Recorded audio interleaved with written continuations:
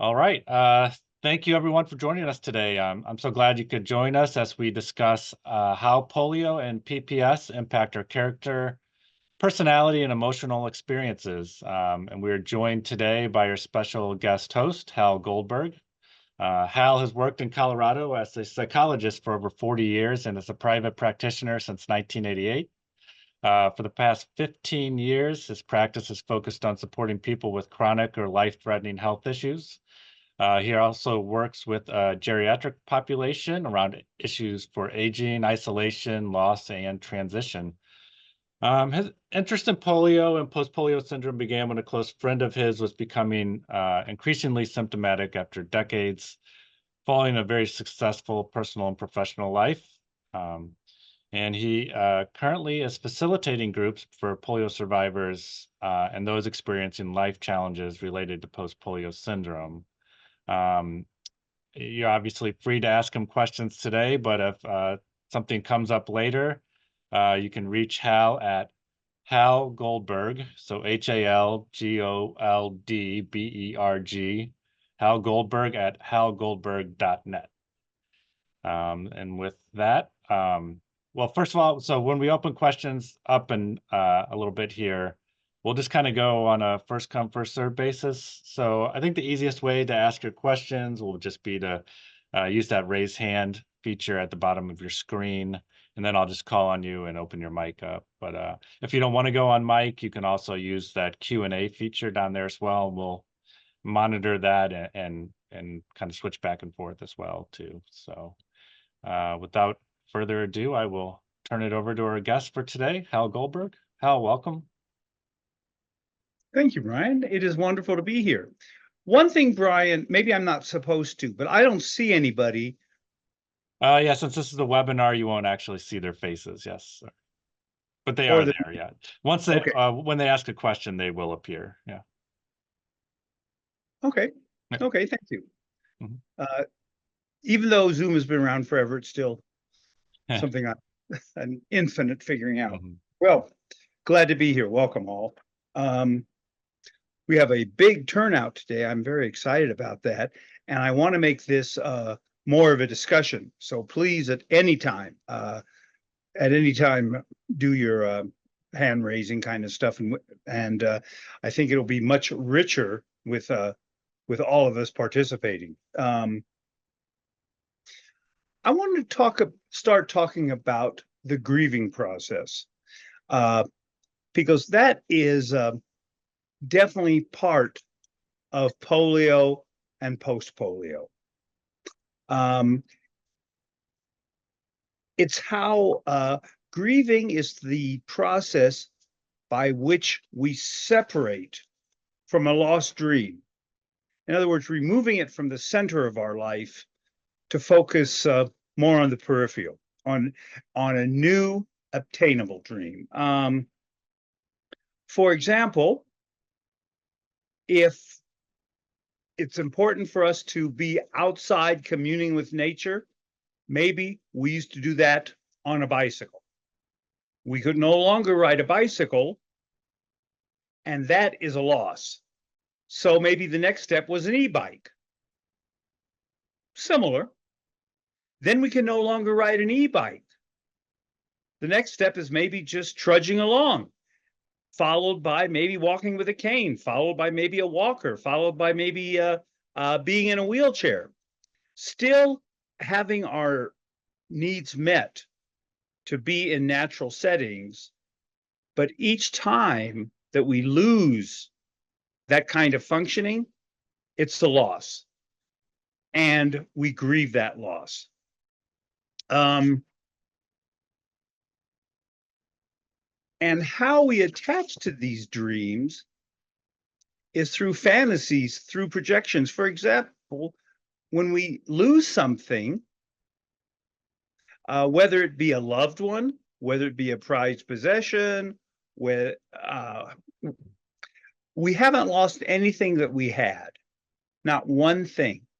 What we have lost are our projections, our fantasies, our dreams of what it will be. When someone we love dies, we still have everything that we had with them. except for the future. And that's what we are grieving. So when we were younger, we thought that loss just maybe happened to the unfortunate few. Now that we've all aged, we know that's not the case.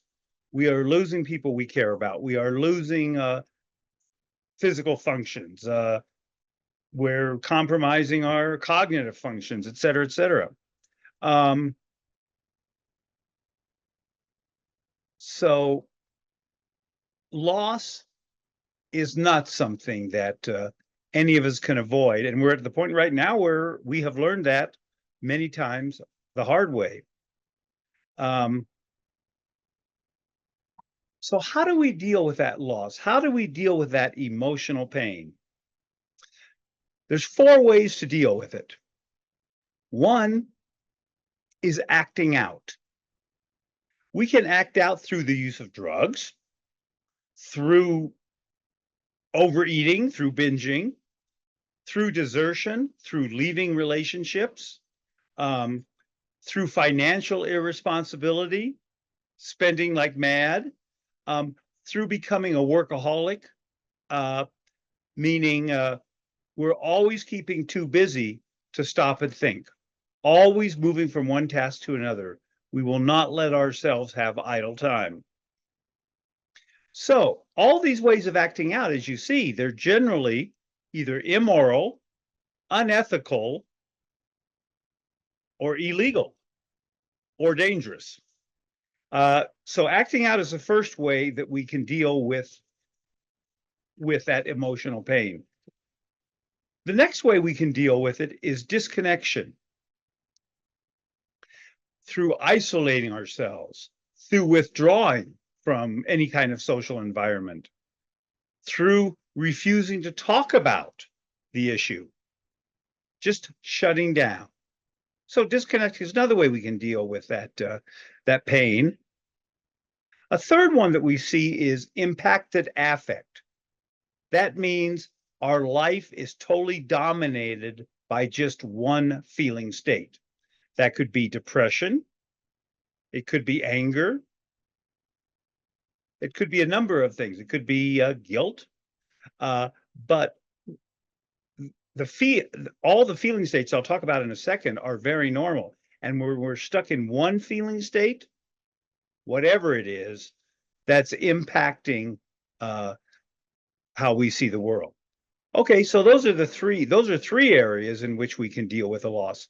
The fourth one, which is the only one, you knew I was saving the one that works for last, is grieving.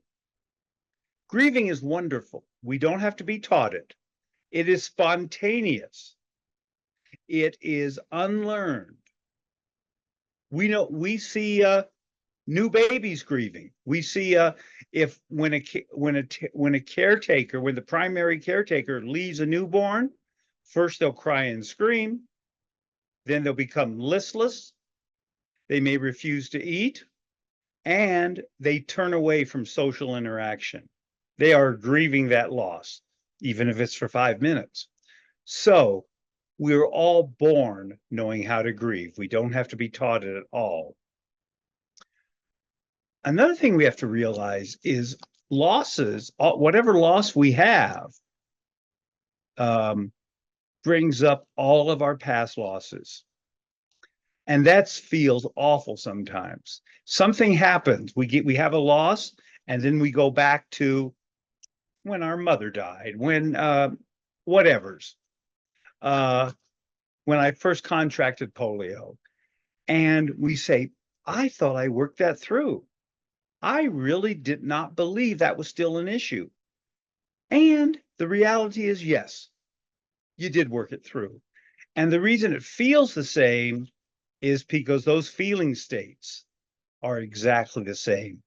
But we're different people, we're in a different place, and we have gained from all of that. So it's interesting. In my field, mental health professionals are frequently some of the worst people in dealing with grief. they do it in a very unhelpful way. If someone is denying something, they confront the denial. They try and calm anxiety, calm down. When was the last time you were upset and someone said, calm down, or more culturally appropriate now is chill? And how many times has that been helpful? Oh, good idea. Yeah, I hadn't thought about that. Dissuading the guilt. It was not your fault. Reassuring fear. There's nothing to be afraid of. Or diffusing anger. You should not be angry. So those messages that people are getting from those mental health professionals or from many people in your lives is stop feeling the way you are. Stop feeling guilty, stop feeling depressed, stop feeling angry, stop feeling scared.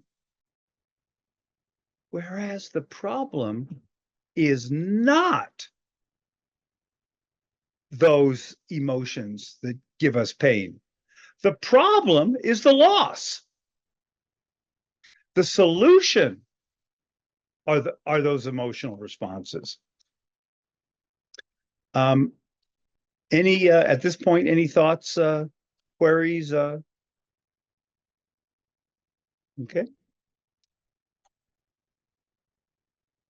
So if anyone does have a question, just feel free to go ahead and raise your hand or type that question in. All right, it's Stephen Aaronholtz. I'm gonna open your mic up. Go ahead.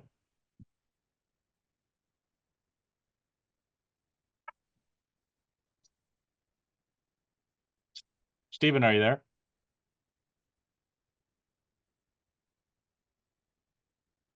Stephen, you just waving to us? Oh, there you go. Well,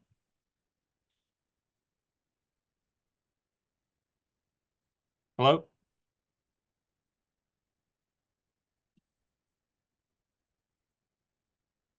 I might be having a little trouble with his mic. I'm going to go to Ronnie Morris. Ronnie, are you there?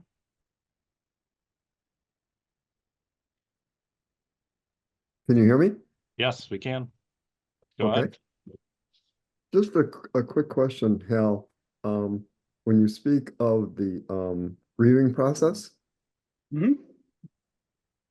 is this time bounded at all, or does this go on forever? Or are there stages? Excellent question. Yeah, there are stages. Actually, I'll talk about that now. Although I don't like the word stages myself, because that, to me, that sort of implies there's a sequence. So I see it more as states of grieving. Elizabeth Kubler-Ross, who many of you have probably heard of, was really a foremost psychiatrist working with terminally ill people. And she broke down the feeling states of terminally ill people into 5 states: denial, anger, bargaining, depression, and acceptance. That was groundbreaking at its time. I think this was late 50s. That was groundbreaking. And an awful lot of so much has been written on that. And although it was groundbreaking then, now we know how much was missing from it. Her belief is that they were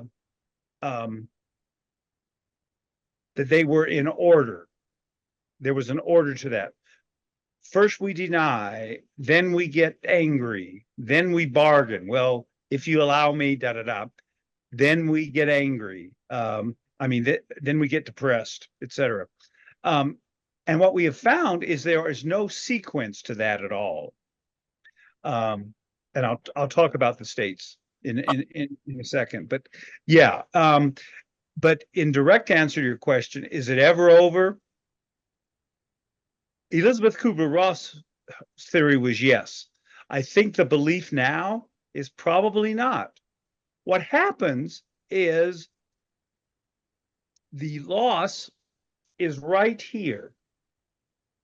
And it's with one 24/7. And you can peek around it at times, or you might be able to enjoy a conversation with a friend or a movie or something, but you're looking around to see that because that loss is here. And as time goes by, it moves and moves over here. So at this point, after a while, yes, it's still part of you. However, you have the choice of when you want to look at it. And your life is clear in front of you. So yes, it is there at some level forever, but it doesn't drive the bus. Is that, Ronnie, thoughts on that? Yeah, when you described the going outside or being in nature and the different stages, first you could walk and then you can't walk and then or you can run and then that goes away and now you can only walk and then you're progressing into the wheelchair. And that's kind of I mean, I'm familiar with the 5 stages of grief. And I think a lot of people, when you lose a loved one and you get pamphlets and handouts or whatever research you've done, you kind of get exposed to the 5 stages. But it seems like with post-polio that it's like progressive grieving, because you keep continually losing functionality. And every time at first you lose some functionality and you grieve that and you think, well, that's behind me. It won't get any worse. And then it does get worse. And then you get that one behind you and you go, well, okay, I've lost those 2 things now. It won't get any worse. Well, guess what? It gets worse again. And then you kind of start wondering, well, when does this end? I mean, how many times am I going to go through this grieving process? It's just circular, if you will, or repetitive. Does that make any sense? I think it sounds like it's more than repetitive. It sounds like it's constant, doesn't it? Yeah. Yeah. Yeah.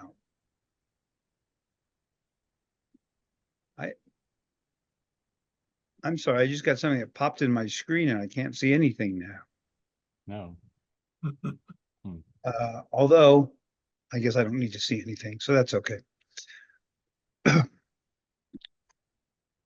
I'm going to go back to Stephen. Thank you for your question, Ronnie. I'm going to go back to Stephen, who I think has his mic fixed now.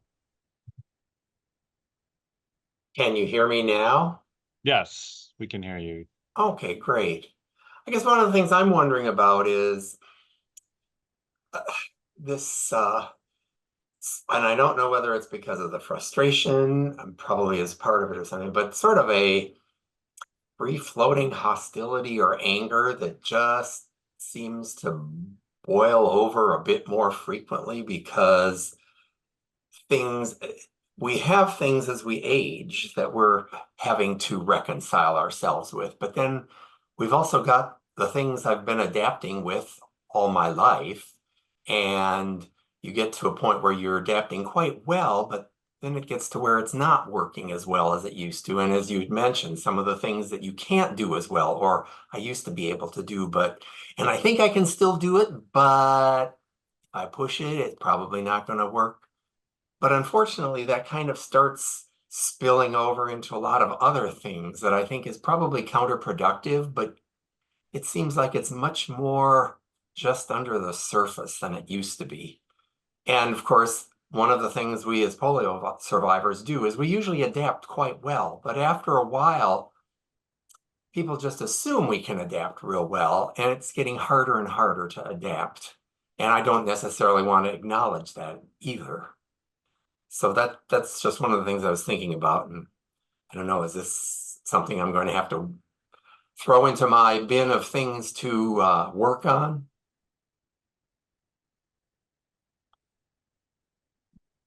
Well, so you talked about the anger really coming out, and anger is, again, normal and healthy and essential. Now, when it's not helpful is when oh man, I had a situation with CenturyLink. CenturyLink is our internet provider where I live. And most of you have had issues with whether it's internet providers or satellite TV providers or something in which, you spend, you got to allow half a day on the phone. And we all know that those people have terrible jobs and nobody calls them unless they're unhappy about something, unless they want something. And I was just like all the other masses who call them, and they have to go through their script. And I tell her what I want, and then she asks me something that's totally irrelevant to that, and she has to go through her script, and I really know that. But for whatever reason, I got angry. I really got angry.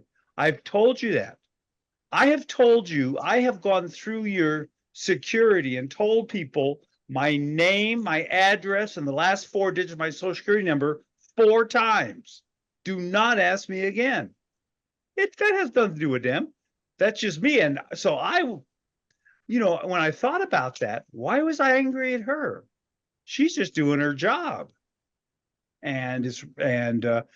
So I went down and say, what's my anger with? And obviously my anger is about some other kind of a loss. And I would imagine, Steve, that you're seeing the same thing, that anger boiling over and sometimes controlling you, as maybe you're a little more together than I am, but yeah. Well, I don't like when I see that, it's sort of coloring a lot of other things that don't have anything to do with it. And it's just sort of, okay, what's this free-floating hostility here that people pick up on, or that I at least feel like is coming out? Because it makes it harder to be easygoing. Yes, it does. Yes, it does. And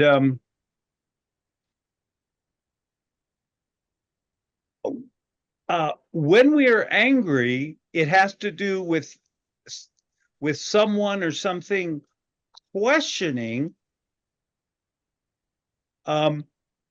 our sense of fairness or justice. This is not fair. This is not just. And I should not be impacted by this loss. The loss of, your example being something that you could do yesterday and you can't do today physically. Yeah. It's a normal, healthy response. And again, you don't want it to take over for everything. So I think the best thing for all of us is awareness. My God, why did I act that way for that CenturyLink woman? Why did I do this? And we're much better at catching ourselves because we've had a lifetime to catch ourselves in the act. If all recall, when we were adolescents, we'd shoot something crazy out of our mouths and a half a second later, want to bring it back in. Now we're better, and we will keep getting better and better. And we need to congratulate ourselves in catching ourselves in the act and being aware and being present. And that's the most powerful tool we have to change it. All right, thanks, Stephen, for your question. Very, very good questions. I'm going to go to Louise next. Louise, are you there?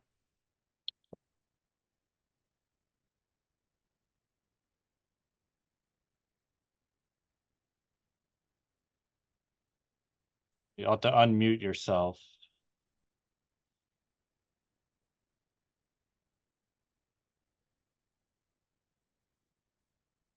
Well, maybe we'll come back to Louise. I'm going to go to Sandy Applin. Sandy, are you there? I am here. Can you hear me? We can. Go ahead. Okay. Well, I think I'm learning something for the first time in probably 2 years.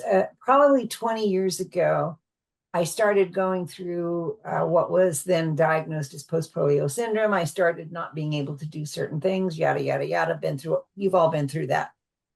I don't remember it being particularly difficult at the time because my husband was still alive and he just automatically did all the things that I couldn't do anymore. Well, he passed away 2 years ago and we were married and partners in business for 50 years. So I've been going through that grief. But what suddenly occurred to me when you were speaking was I'm also going through, it's almost like double grief.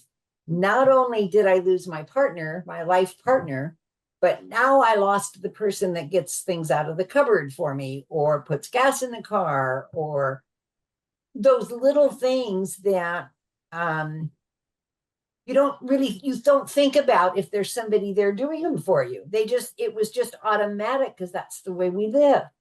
So when you were speaking earlier, it occurred to me, and as the gentleman just before me said, I have a lot of anger that I never had before. And I'm thinking it's not entirely, it probably is in most part the loss of my husband, but I think there's a grief that goes with not only did I lose my partner, but now what do I do? I'm 80 years old. I still work, but thank God I still work. I don't know what I would do if I didn't work because physically I can't do the things I would like to do to fill my days.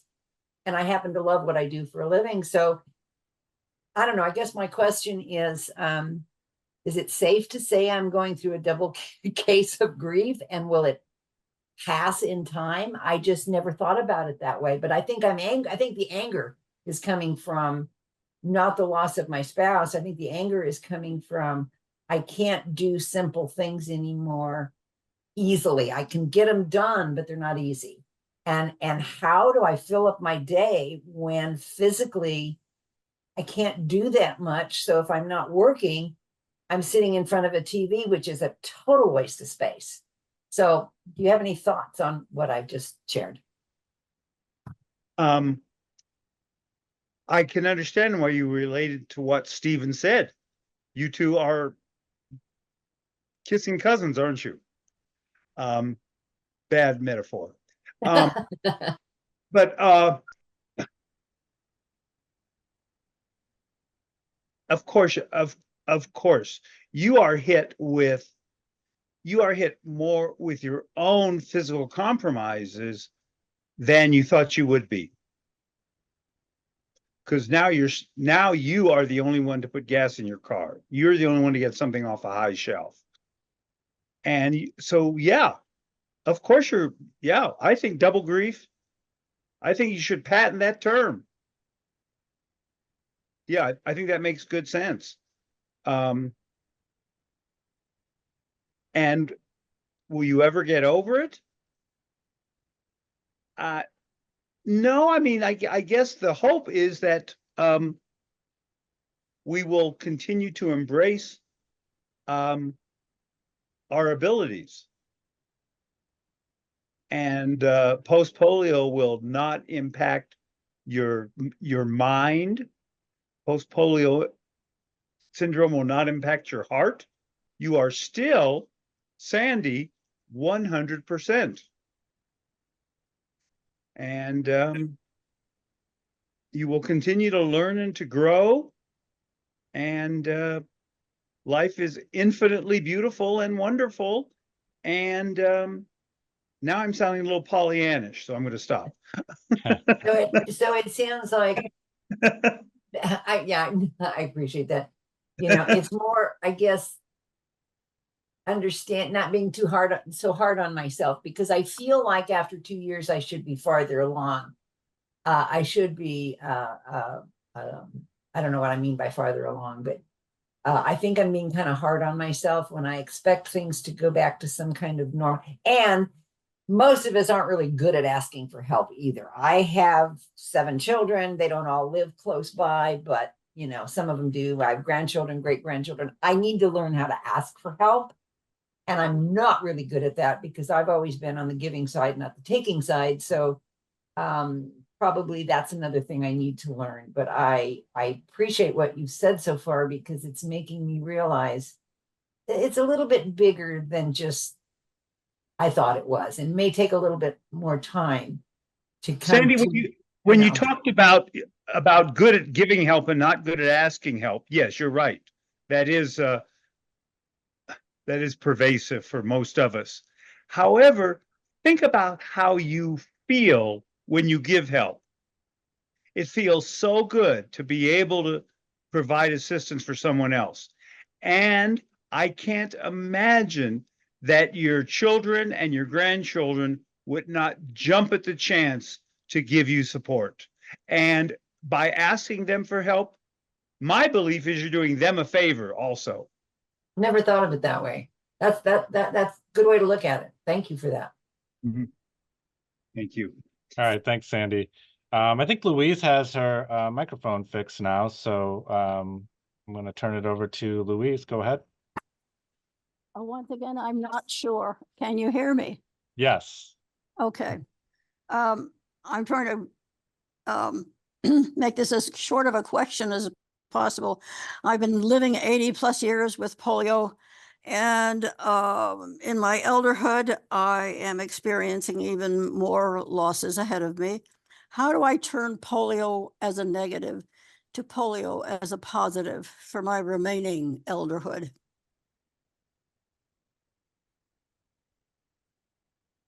Well, I am really not one to answer that because I am not a polio survivor. And turning polio into a positive, I guess that from what I hear from people is the doors that it opened for them and not the doors that it closed.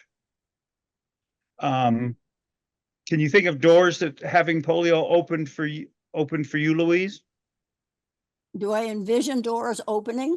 No, in the past. Oh, in the past. Have there been any positive results in your life because you are a polio survivor?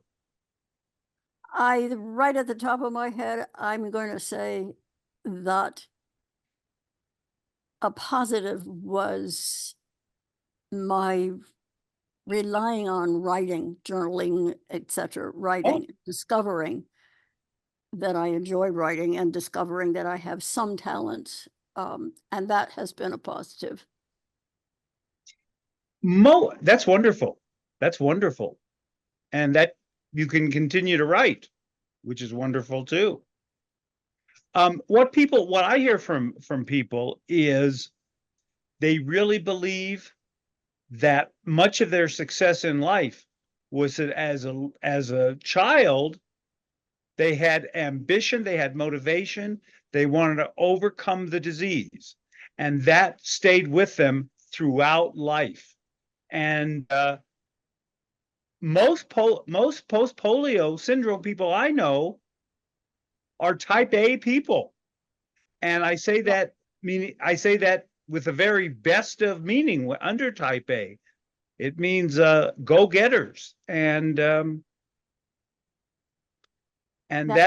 yeah. ambition, that motivation really helped. Yes, I never realized, yeah, I never realized it was an A type until I learned some things from my newsletter, from my polio newsletter, yes, about myself being a type A.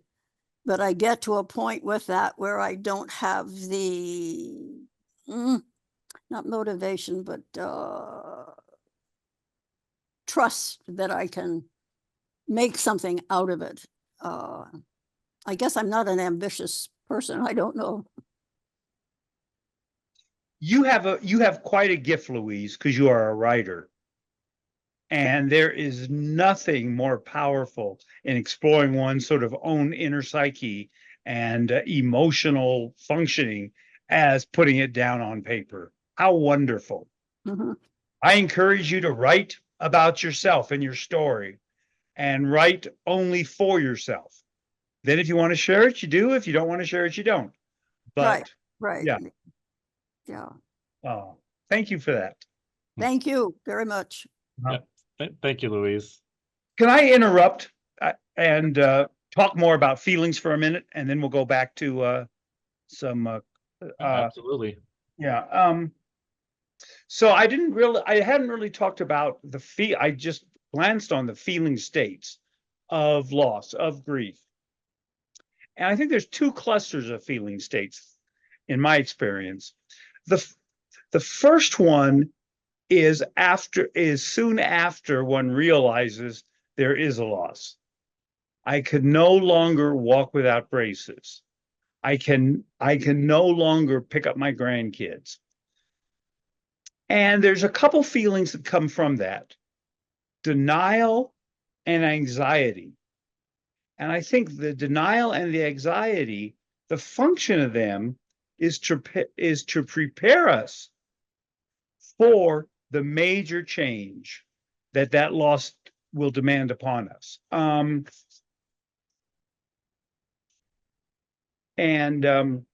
Denial is very important and very positive. And how is it positive? Well, it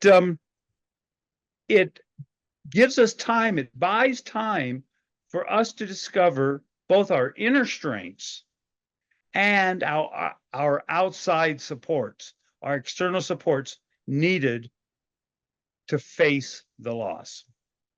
And if we didn't have that time to deny, we would likely go crazy, being hit with the impact all at once.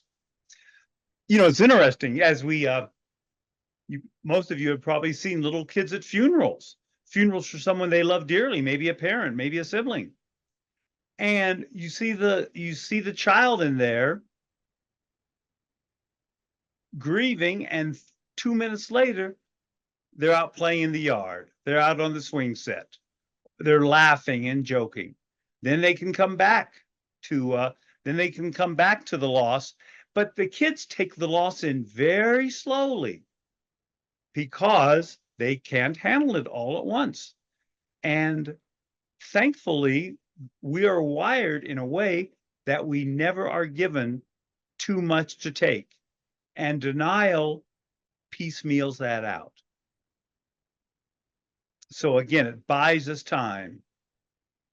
After denial is anxiety.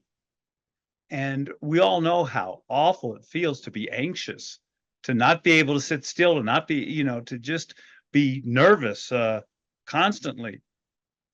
Well, so that mobilizes us. We don't want to stay in that anxiety. It mobilizes us, and then it focuses us on the energy needed to make the changes, both the internal changes and the environmental changes that we have to because of the loss. That's when we realize it will change our whole life. This loss will change our feelings, our thoughts, our actions, our belief system. So that's really the precursors to the feeling states of grieving. Then the feeling states of grieving, we can sort of come up with more if we want to, but I think the big four are fear, guilt, depression, and anger. And they all serve a purpose. Fear is fear of abandonment, fear of being deserted by family or by friends, fear of how vulnerable we are. Will I ever be able to get through this? Fear of loneliness. And as a couple people brought up earlier, fear of the future. My safety. Can I keep myself safe? Activities of daily living. Where am I going? What am I going to need help with next? I know there's going to be something down the road. Yeah. So what fear does is the positive part of fear is it facilitates recommitment to attachment, to loving, in spite of the vulnerability. in spite of our fear of abandonment, the pain that we're feeling because of the loss. Another feeling state is depression. Depression, no energy, hard to even get dressed in the morning. Sometimes it seems overwhelming to take a shower. No motivation. We're questioning our competence. We're wondering if we still have any value in this world. Do we have any value to society? So what that does is acts as a medium for redefining our competency, our capabilities, our value to the world, our potency. What was that? Fear, depression, guilt, blaming ourselves. This is punishment for something I have done. I don't know what, but I do know that good things happen to good people. So a bad thing happened to me. So what is that saying about me? So guilt facilitates us being able to resolve that question of what is the meaning? What is the significance? The impact on my feelings and thoughts about what's happening in my life. Then the fourth one, I guess, is anger, which allows us to redefine ourselves, because we all have, as we talked about earlier, we all have that sense that life is supposed to be fair. Life is supposed to be just. And this is not fair. This profound loss that I'm experiencing right now is not right. I'm really pissed off. And we can be angry at our spouse for, it's usually little stuff that causes the worst spats in a marriage, stuff that is not important in the big scheme of things. We might be angry at the medical community. These doctors don't know anything. I cannot believe there are no doctors around anymore that know about polio. I don't ever want to see a doctor younger than 95 years old. They don't know, and they really don't care that much. We can be really angry at the doctors. We can be angry at God. Yeah.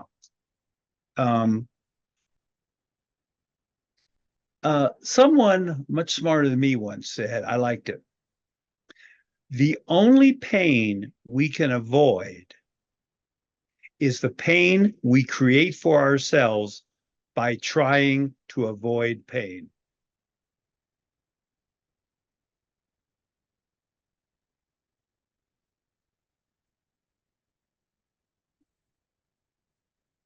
The only pain we can avoid is the pain we create for ourselves by our attempts to avoid that pain.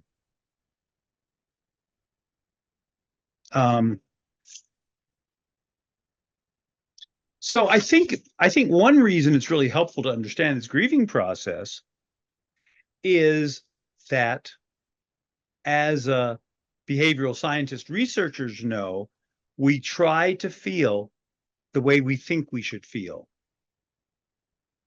So as we grieve, even though our sense of loss, our emotional pain will still be right here, it's possible that this knowledge will help us work through it a bit more quickly. Before I turn it back, let me include that, the people close to us grieve in a similar way for us. It's the same process. The denial, the anxiety, the fear, guilt, depression, anger. And when it causes conflict with people we love, it's because we're generally in a different feeling state. If I'm feeling depressed and my spouse is feeling angry, that's a bad combo.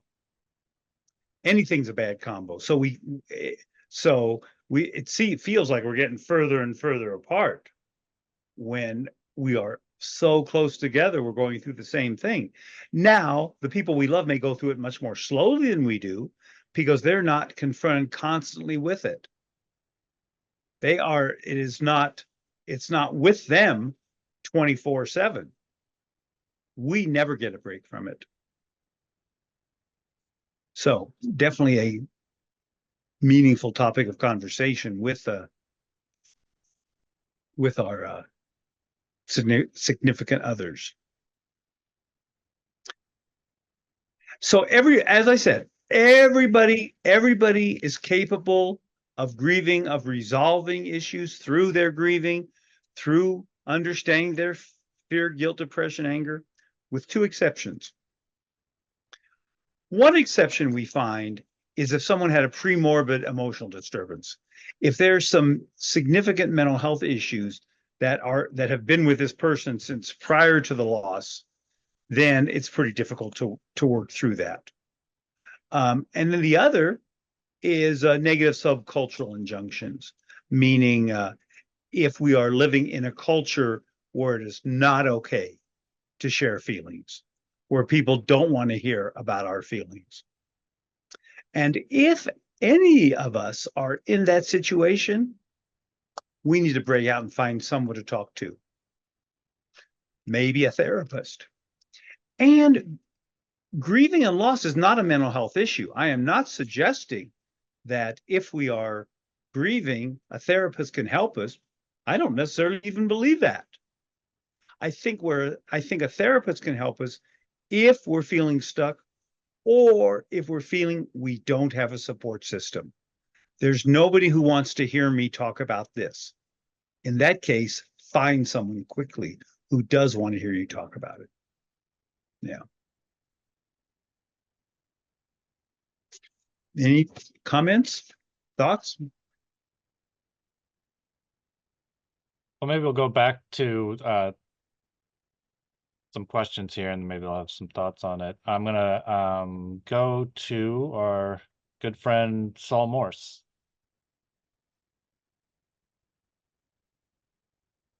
Hi, Saul. Oh, how are you, Brian? It's nice to be amongst other men who are all bald. Hey, you're not talking about me, are you? Psychologically impaired. I originally had a question, but I more after hearing other questions, you've answered some of the things I wondered about. First a comment, and then I'd like your thoughts on something. I am very familiar with Kubler-Ross. I've been married for over 40 years to a clinical psychologist, and felt I was familiar with grief. I guess one of my questions, for me, like so many others, there is the ongoing constant loss of functional capacity. And because the mentally, if I was ever there, I'm still there, and still active, I'm very aware of it. I always knew this would happen. Not positive what this is, but I knew about post-polio. I understood things. I was on Brian's board for many years. What I'm wondering about is the grieving process, which is what I kind of thought this was largely about, is different for me from the grieving process I had after the deaths of my parents, after other losses, because it is like an ongoing roller coaster of a grieving process. You see no spot at which you stabilize like you do after you, for example, a parent is gone, and life becomes more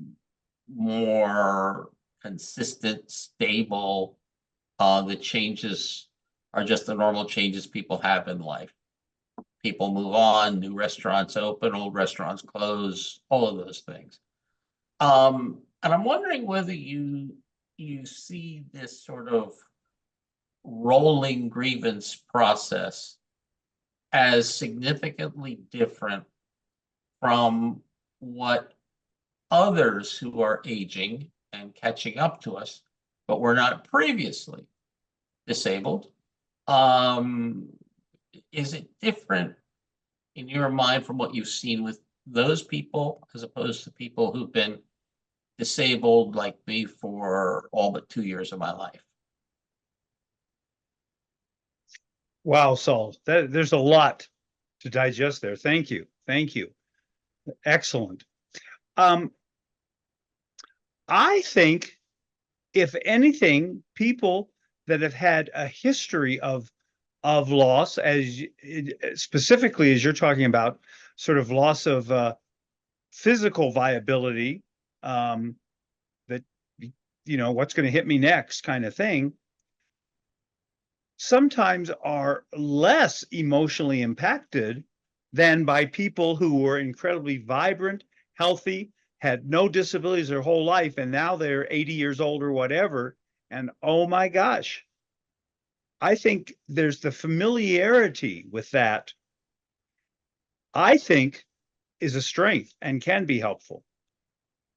Now, on the other side, you may have someone, I'm not in this camp, but I think there probably is a camp that really believes that the grief could be cumulative.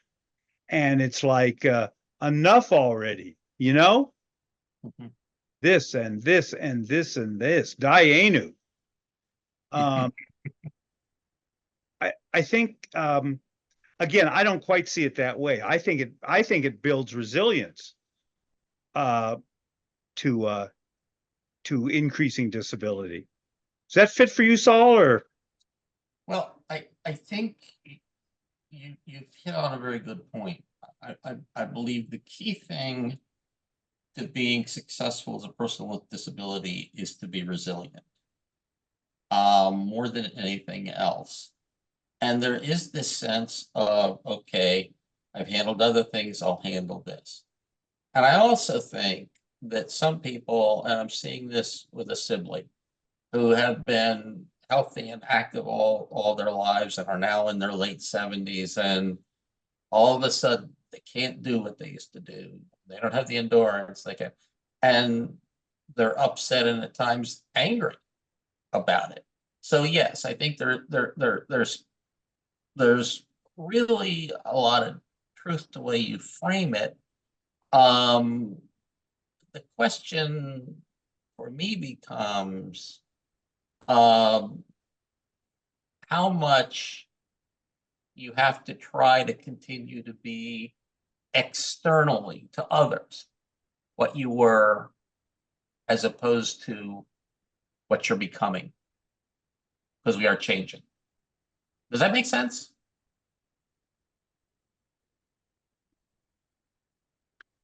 I'm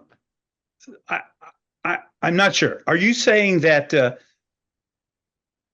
that you are questioning what face you should put on with people in your life? Well, it's not with family. They see me regularly. While I'm retired, I'm on a number of boards and things, and active in things. And to the extent it's how much with those external people that you work with but you don't see all the time, do you hurt yourself or them by failing to be and act like you did before, never showing frustration, never showing, I mean, asking for more help than in the past. And I ask and I explain why I can't do what I could do 6 months ago, and they're fine with it usually. But is there a point at which you can kind of just let your hair down? Well, I think The way you introduced yourself, I think you're speaking metaphorically about letting your hair down. You are absolutely right about that one. Yeah. I think that when you will let your hair down, bare your soul, be brutally honest, whatever, I think that really will deepen the relationship with whomever you're choosing to go there with. And if it doesn't, that's a good cue to run away. Good point. Thank you. Thank you. Okay, I think next we'll go to Diane Wall. Can you hear me? Hi, Diane. Hi. Yes. Listen, I want to thank you for, when you put your hand in front of your face and then you moved it to the side.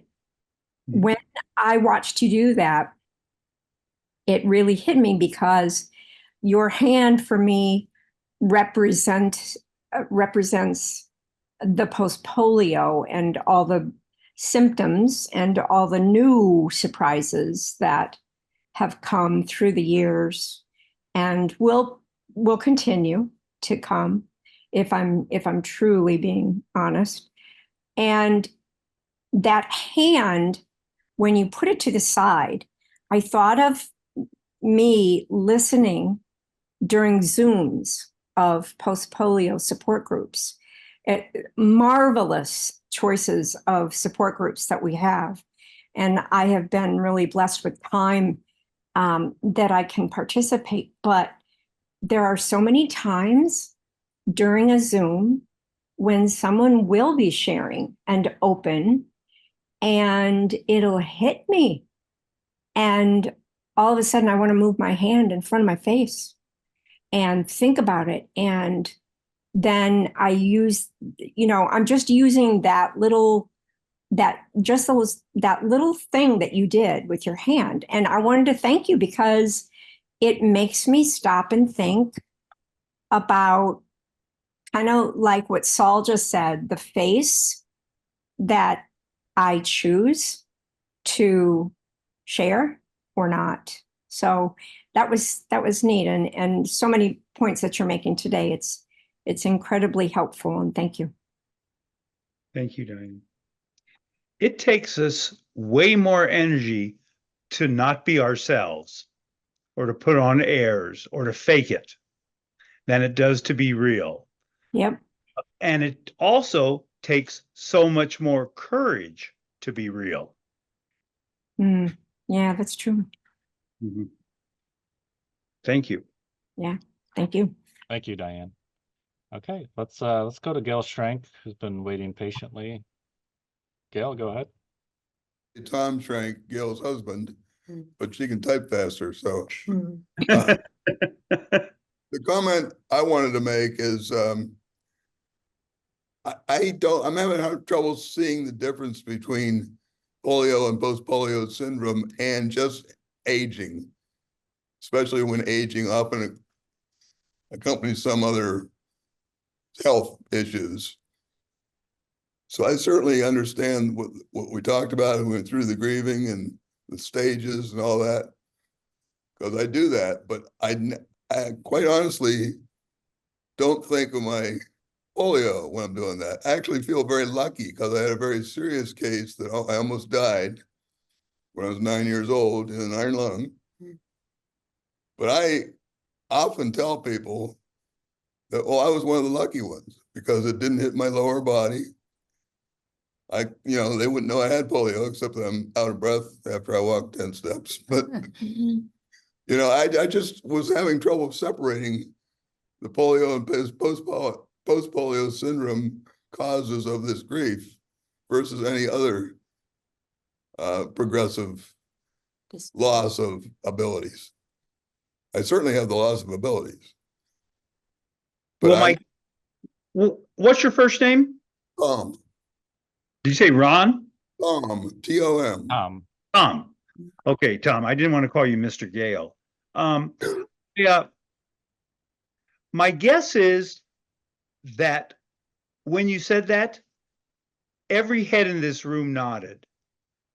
I think that's pretty universal. What part of this is the aging process, and what part of it is increased debilitation from post-polio?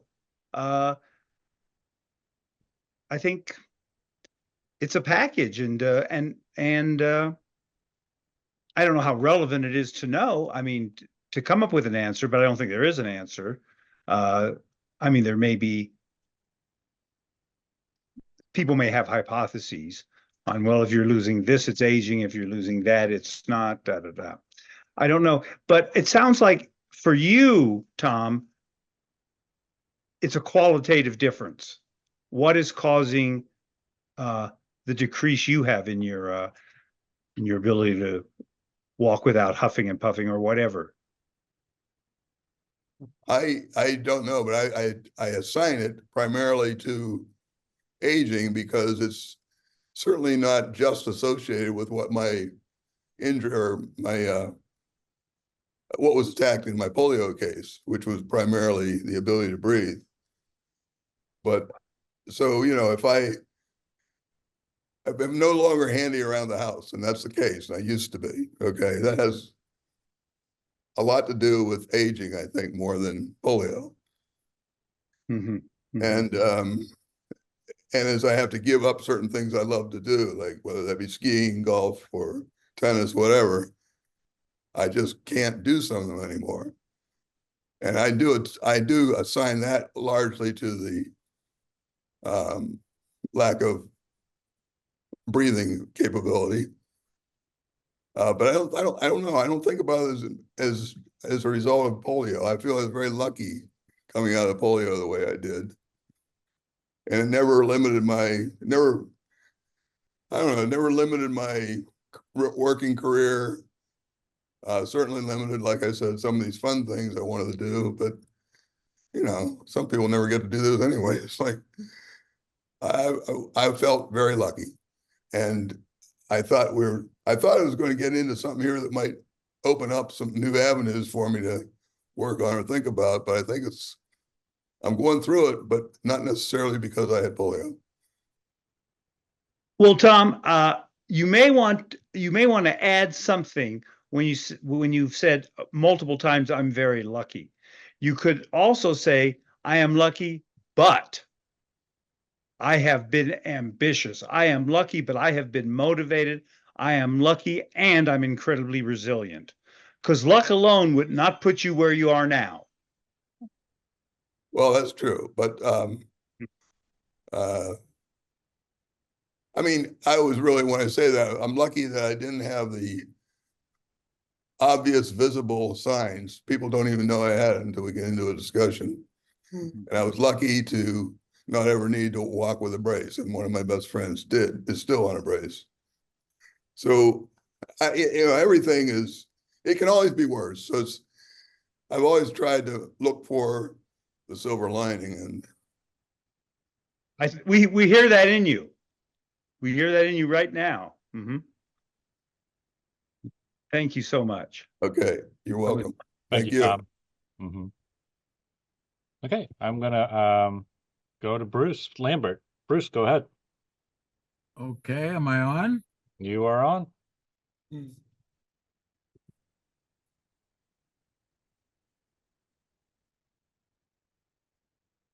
I think his mute went back on. Okay, how's this? Oh, we got you. Yep. Back Go ahead. up. I guess I have to hold this down. Okay. My question, and you have touched on it already with both Louise and Tom, has to do with what are some of your observations or beliefs about the psychological and social impact of the initial polio episode, and then how that comes to decades later with post-polio, it confronts that or is compounded by that. For example, we hear a lot how type A, we're type A, and polio people are very persistent And you know, there've been people with polio who became Olympic athletes, for goodness sakes, which is astonishing to me. So that's what I'm looking at. How we got molded initially by the initial polio, then how do you play off that with post-polio?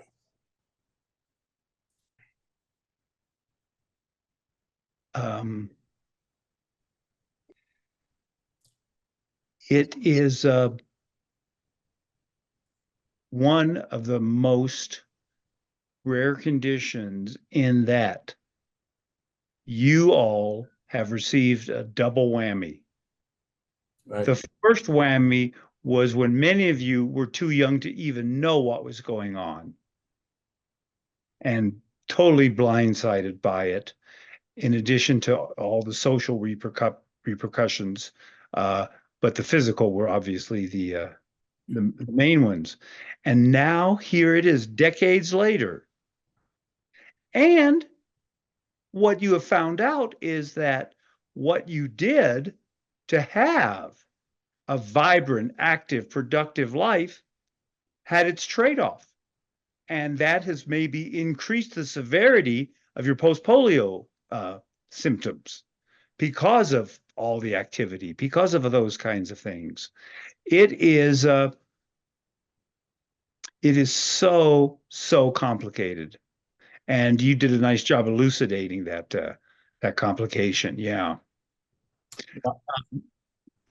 You know, well, I'm sure, like everybody else on this line, you know, gee, it was bad enough that I got polio, unfortunately survived it. But now, in my case, 59 years later, it's going to come back and bite me again. That's really, exactly. Yeah. Exactly. It would be surprising for anybody to not, in that situation, which is what everyone is in, to not feel anger at that, not feel that this world is not just. There is no fairness. And some people may still be in that, and other people may have resolved it. And probably most people go in it for a while and then get out of it and go back and forth. As we said, you know, the whole fear, guilt, depression, anger, it's like, you know, fear might be number 4, but it's also number 33 and number 191, etc. It's back and forth. And some of you probably find that you can go through a variety of emotions in 5 minutes at times. It is complicated.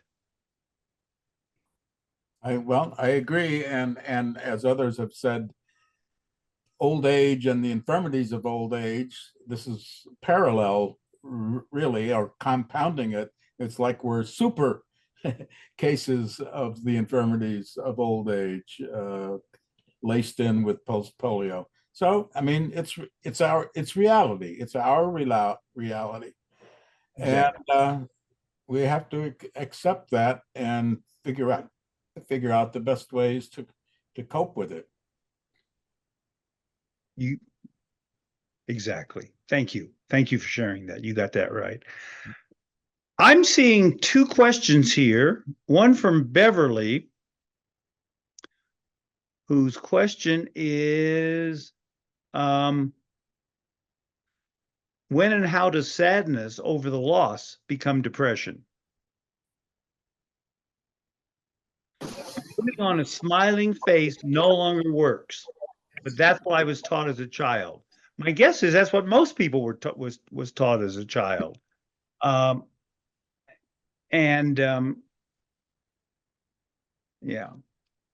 we grew up, if we're all in a similar generation here anyway, those of us who grew up with parents we grew up with Dr. Spock.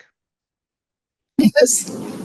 But our parents grew up with in a very austere, our parents, our grandparents, what they believe they should do as parents is a child should be seen and not heard, those kinds of things. And most of our parents grew up in pretty emotionally distant and cold families. Many, Yes. many exceptions. Beverly, are you Yeah, I'm here. okay? Go Can you ahead. hear me?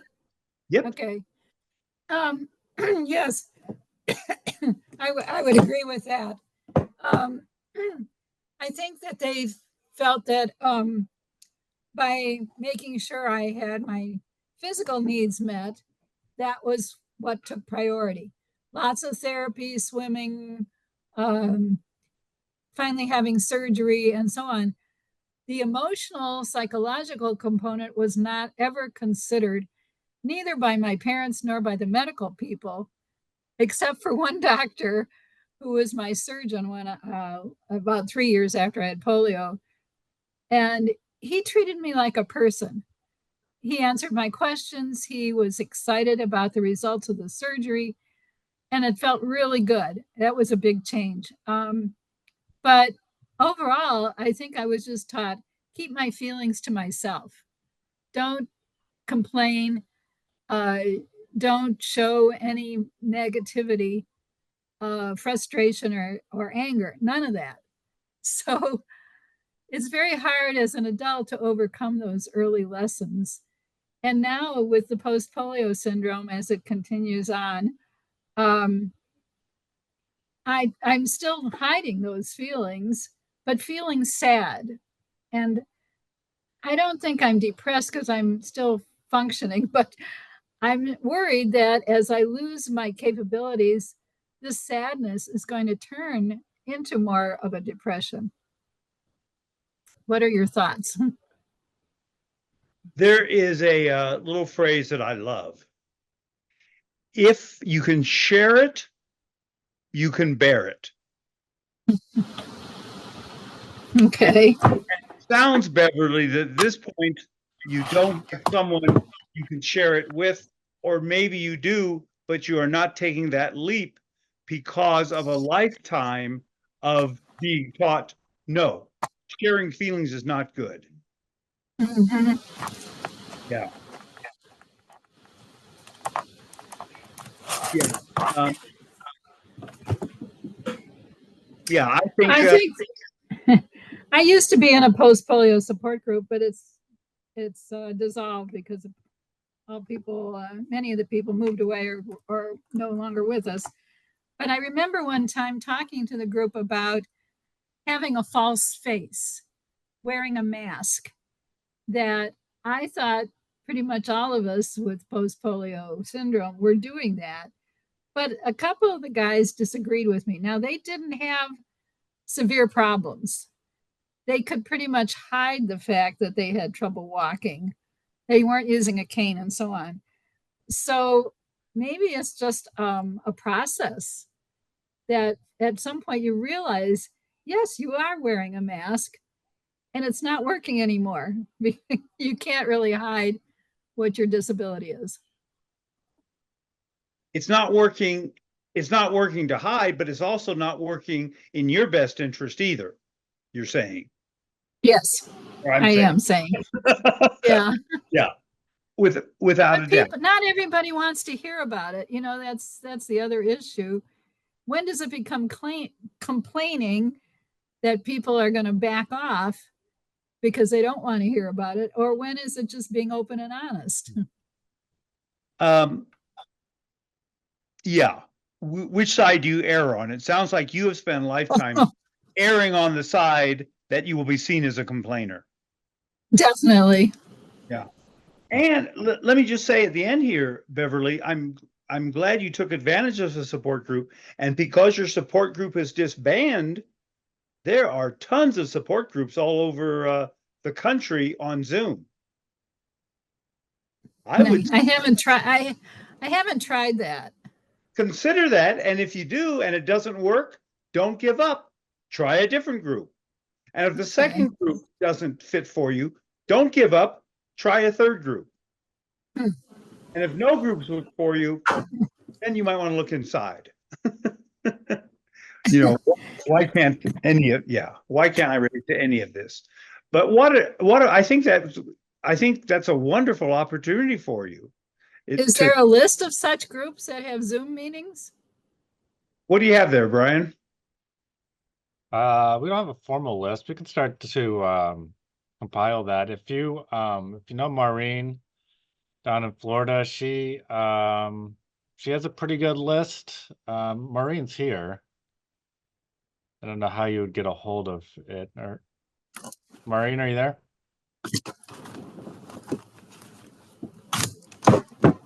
Can you hear me now? Yeah. Maureen? Yes, yes. I have an easy email address, Beverly. Okay, Anybody else who's interested, it's B for boy, A for I can't understand you. Sorry. Can you spell it? B, A, P, P, G at AOL.com. Thank you. I hope that you're able, you have it correctly. Just drop me an email and I'll be happy to add you to our newsletter that we put out once a month. And of course, we have once a month meetings. In fact, we'll have one coming up a week from Thursday. We meet on the Where second. are you in Florida? I'm in West Boca Raton. Okay. Are you familiar with the area? Where are you? A little bit. Okay. Brian, is there any way that I can put it in the chat or you can put my email in the chat? Yeah, we just dropped it in the chat. Okay, great. Thank you. Look forward to hearing from you, Beverly. And then Thank you so much. Thank you, Beverly, and thank you, Maureen. when do I ask my question? Well, since we have you on, Maureen, go ahead. It gets back to in the beginning of the program, and I'm loving listening to everything. You talk about anger, you talk about sadness, and I must be missing out somewhere because I'm not angry and I'm not sad either. And if there was any kind of a disease to pick from, I think I would have picked polio. I mean, for me, I'm not worried about tomorrow. When it comes, I should talk for myself. I am the grandmother of invention. As I'm aging, as I went along my walk with polio, I never left braces. And, people will say to my mother, well, can she have a baby? Well, can she do this? And my God bless her, she always had a great answer. She'd always say, well, I don't know if my other daughter can have a child. And she never treated me any different. And nothing was a hush hush. And I'm sure that, we all grew up differently, different parts of the world. And I'm guessing, I'm no psychologist, believe me, but I would think that how things were handled, perhaps, the extent of one's disability, your own mental psyche thing on how your disability was handled, that might have had an effect on how people are dealing with it now. And like I said, I don't worry about tomorrow. I am just evolving. I walk with braces all my life. I have transitioned to a power wheelchair, and I'm fine with it. I'm not worried about those things I can't do. In fact, I think I'm probably able to do more things in a seated position. I don't have to worry about falling. I have a lack to carry things on instead of grabbing them, the bags in my hands and then grabbing onto crutches. And for me, I will just evolve. I mean, I lived on my own since I came to Florida 54 years ago. I was only married for 3 years, and then I was divorced. And now I had this little child that needed me, and I'm walking with braces and crutches. And it just evolved. it just evolved. And when I needed, a scooter for long distance, well, fine. And I managed, and I'm still managing. And I was single for 17 years. And I wasn't worried how I was going to do this or how I was going to do that. I'm sure our friends have their own worries about how they're going to do this or that. They don't even have polio, let alone post-polio. Well, I think, Maureen, that you elucidated that pretty well, and you really talked about the fact that you owe some of your outlook on life to the way your parents raised you, and you owe some to just the psychological makeup at your birth. Some of this was genetic, your attitude, and that coupled with the environment you grew up on, coupled with your strength and your emotional resolve have been incredible gifts. And I also thank you, Maureen, for using those gifts in a way that really is incredibly supportive to so many post-polio survivors. Thank you. Thank you. Speaking of childhood, I do see a question here from Francine, who wants to talk about childhood trauma. It's not actually a question. I just wanted to mention that first of all, I'm really enjoying the depth of this discussion. It's really great to get into the nuances of all of this, particularly loss. And I have been experiencing some grief at loss of function. My husband told me that he thought I was depressed, and that's not really my usual MO, but I do most of the doing in our life, which is ironic given he has 2 strong legs, but he works full time. So we were having difficulty getting along. He's got his own issues, and I started therapy. And what I realized and what the therapist told me was that some of my childhood trauma, it just doesn't just go away. It's not like I'm going to grow out of it someday, because there were so many things that happened at once. My mother was a hitter, and she was that way with my brother and sister, who were almost grown by the time I was born in a second marriage. And so we were paddled with wooden paddles or wooden coat hangers or whatever was at hand. And I realized we got that from her parents. But I had that going on. My father never hit me, but I had polio, was in the hospital for 6 months. She told the therapist she didn't think they were strict enough with me. The therapist told her, well, Francine's a really sensitive child, and she responds better when we just encourage her, and then she does really well. And I know this because I saw a letter that my mother wrote, and how she thought that that was an odd way to be with me, that they should be more strict with me. And then my dad dies when I'm like almost 7. So that was an entanglement of many difficult things that happened between age 2 and 7, between age 2 and 8, actually, because she didn't stop hitting me until I was 8. And I realized that my mother was frustrated with the fact that I was a disabled child, and that my father paid more attention to me. So there's all of that in this whole ball of string to pull apart. And I thought I would grow out of it. I thought, because I've always been really independent, and I was taught, well, you need to try harder than other people because of your disability, and you can do anything you put your mind to. You just have to try harder than other people. I mean, it was an exhausting set of instructions for a small child.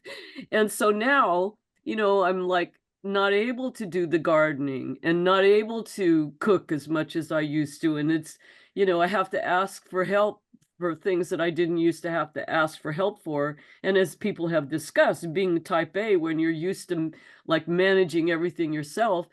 So in these therapy sessions, I've been very emotional, and they've told me, trauma doesn't have a time frame. When you face the same things, such as severe criticism or anger that you did as a child, and that was reinforced so over and over and over and over again, it's going to be there. And so the question is, how do you deal with it? And that's what, I try to do. I try to like take a deep breath and realize, okay, I'm 5 years old now, and it's scary and I need to get away from this person who's angry at me, that type of thing.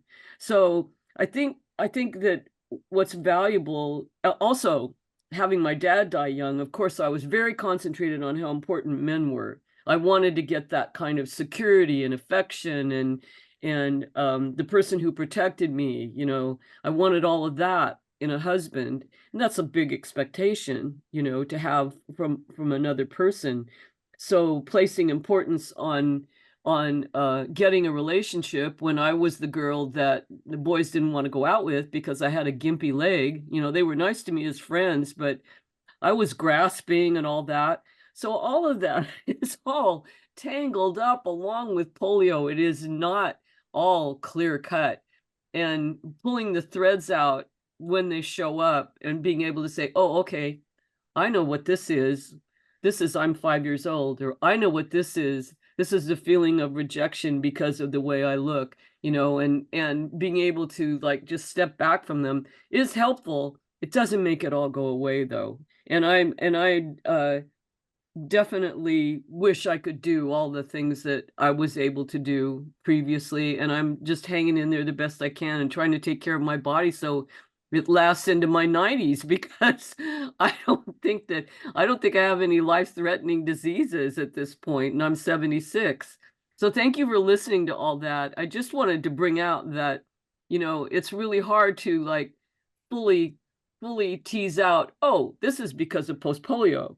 It's because of many things that are related to post-polio. So thank you, Hal. I really have appreciated this discussion, and the depth and the things that people have been sharing have been very familiar to me too. Thank you so much.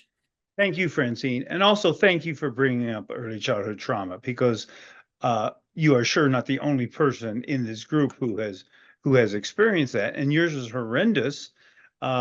And we do know now that early childhood trauma changes the brain. And one thing some people might be interested in is ACEs. ACE stands for childhood, not abusive childhood events. I don't know, something. I'm really embarrassed now. Anyway, they're negative childhood events, and there's tons of research on them about how kids with more ACEs have more challenges for their whole life. Poverty is a big ACE. Kids who grow up in poverty, and obviously when you talked about abusive, and not only were you abused by your mom, the only person in your life who could help you, could save you, abandoned you when you were 7 years old. That is unbelievably heartbreaking. Yeah, thank you for sharing that. And how wonderful you have decided to be involved in some therapy for that. You definitely deserve that. And I really like the way that you talked about that you can sort of take yourself back when you're 5. Because what happens then is, now I'm no longer 5. I'm no longer dependent. This is not a real fear anymore. And all of us go back to our 5-year-olds or 11-year-olds or our 2-year-olds or something during those times of stress. And it sounds like you recognize it. Thank you so much. Do we have anything else at this point? Oh, we got a couple things.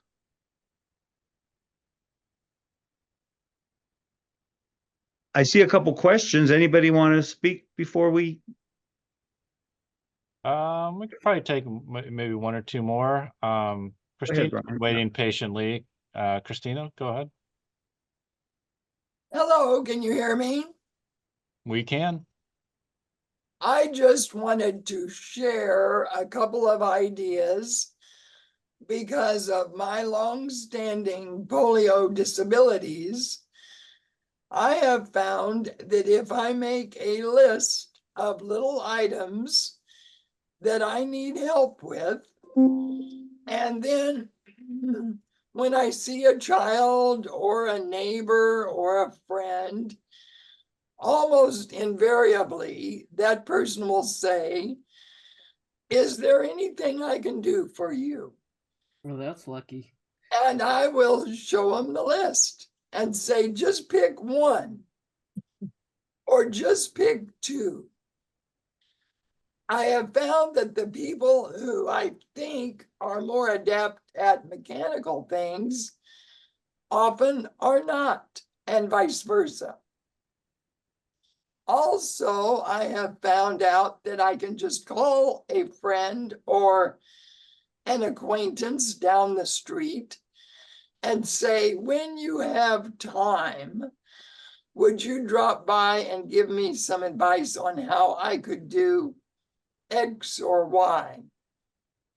Again, I have found if I make it a short request, an easy request, I'll hear from them again. Of course, there are people you don't hear from again. And there are so many things to try.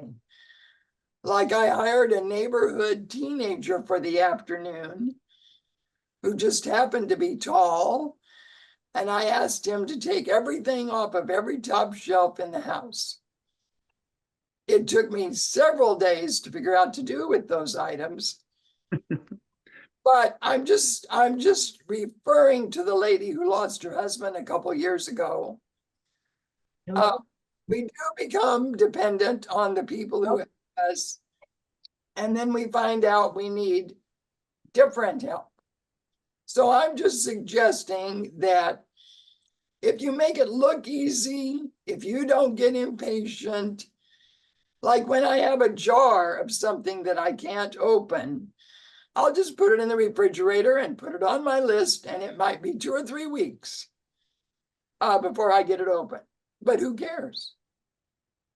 Well, Christina, you when we spoke, was it I can't remember, was it Sandy who talked about having difficulty asking for support? I'm not sure. My apologies, Sandy, if it wasn't you. Maybe it was Louise. Anyway. Anyway, it sounds like that's a real strength of yours. You have the courage to ask someone for help, knowing that it's possible they will never talk to you again, or knowing it's possible they may say, no, I don't want to do that. And that does not feel like a horrid rejection to you. So your ability to do that is wonderful, wonderful. And you are a good model for the rest of us. Thank you.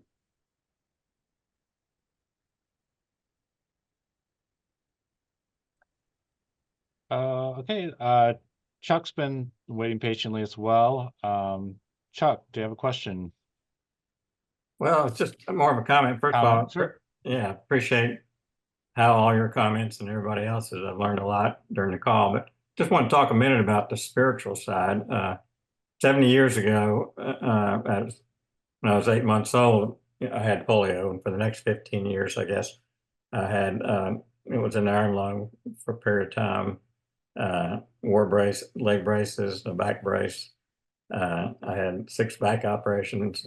I pretty much spent my preschool years in the hospital off and on, but it left me severely with a humpback, which took about 1 foot out of my height. I should have been probably around 6 foot, and I was 5 foot, and my legs were compromised. But anyway, I was able to live a full life. But and then you know, I guess as I got later in life, late 20s or so, I started dealing with bitterness and anger, mainly, I guess, towards God, and mainly over the social implications of my physical body. And but anyways, during that time, you know, I just came to see where that bitterness was really causing more harm than the polio itself. And during that time, I came to know Christ in a personal way, and that just has framed my outlook. And just, you know, the fact, the gratefulness to God that He's given me life, period, and then has reconciled me back into His presence, and give me a meaning and a purpose. Shortly, well, that, went along pretty good till I got into my late 40s, and that's when the post-polio hit again, and I had to start wearing a brace again and go to a cane and ventilator eventually at night to breathe, and then a rollator, a wheelchair. But back when I came to Christ, somebody encouraged me to write down, why did God allow me to have polio? And at the time, I came up with about 15 things that were advantage in my life, for polio being a part of it. And really just saw that the source of my happiness and purpose was more internal and in my spiritual relationship and the joy I had in Christ than my outward. And so anyway, and then about that time I read a comment by a paraplegic or a quadriplegic maybe, and he said, before I had my accident, there was 10,000 things I could do. Now I can only do 9,000. And he chose to believe in focus on the 9,000.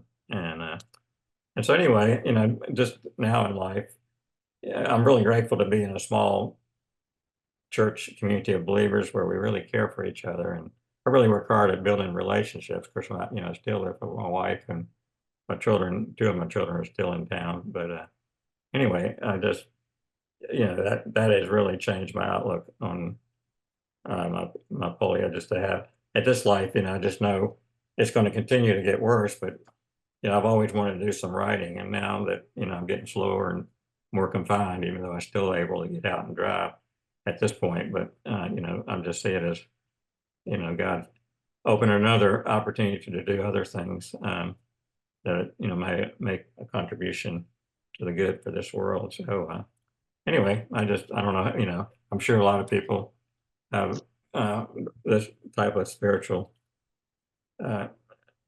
faith as well, and just wanted to not overlook how important that is to me and many others.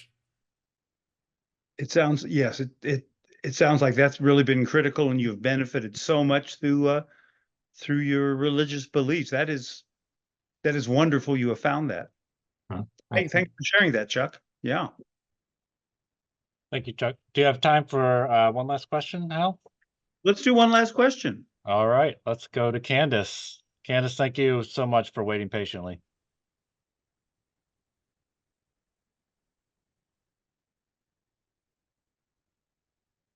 Hello? Hi, Ken. Can you hear me? Yes. Yeah, you're Okay. gonna be. Well, I've been listening to everything everyone's got to say, and I think I had polio at 5, so I know very little of my pre-polio life, and I was in the iron lung and all this, and I had advanced. I ended up leading relatively normal life, couldn't run, couldn't bound upstairs, but lived on my own for a while, all of that. But now at 73, the dependency that I have on my husband and on others has reached a height that it is very depressing. It's incredibly depressing to me, because I used to do so many of these things on my own. I recognize I can't, but that doesn't make me, I'm having a hard time getting beyond that. And I am very grateful for the support groups that I have been in. But this dependency is something I really dislike.